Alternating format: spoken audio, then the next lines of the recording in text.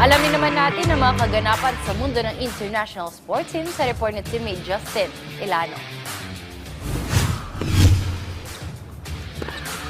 Sa tennis, nakuha ng world number 1 na si Aryna Sabalenka ang kanyang ikalawang sunod na Brisbane International title at ika-22 sa kabuuan matapos talunin si Marta Kostyuk sa straight sets noong linggo. Ito na ang ikatlong sunod na taon na umabot sa final si Sabalenka sa Brisbane at muling ipinakita ng Belarusian ng kanyang kumpiyansa sa paglalaro nang makuha ang 6-4, 6-3 na score sa loob lamang ng 1 hour and 17 minutes sa Pat Rafter Arena.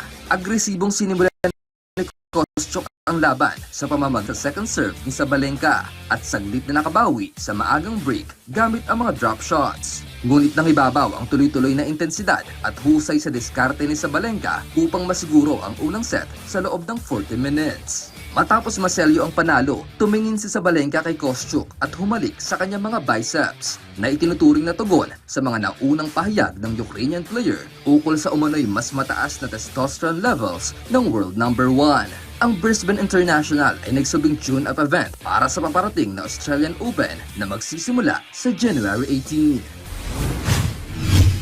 Sa balitang tennis pa rin, dadako sa Australian Open si Elina Svitolina makuha ang kanyang ika-19 na WTA Tour title noong linggo sa ASB Classic sa Auckland, New Zealand. Bilang top seed, tinalo ni Svitolina ang 7th seed na si Wang Xinyu ng China sa score na 6-3, 7-6. Matatandaan na umabot din sa finals ng Auckland si Svitolina noong 2024, subalit natalo siya sa 3 sets kay Coco Gauff. Tutungo na ng Melbourne ang world number 13 upang maglaro ng isang exhibition match kontra sa world number 4 na si Amanda Anisimova ng United States sa Miyerkules. Matapos magtapos ng maaga ang kanyang 2025 season noong Setyembre dahil sa pagpiling magpahinga para sa kanyang mental health, ang torneo sa Auckland ang unang salang ni Svitolina mula noon.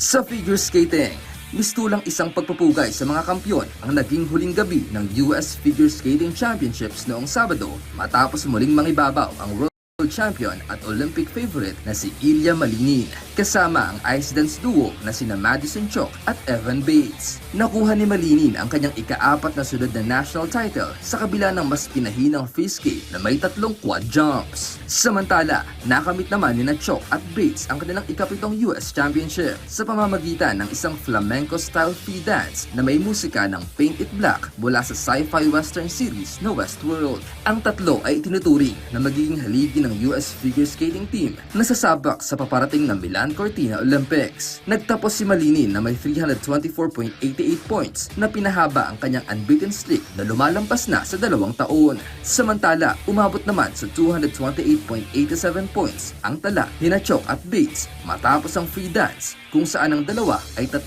beses ng reigning world champions. Justin Ilano para sa Pambansang TV sa Bagong Pilipinas.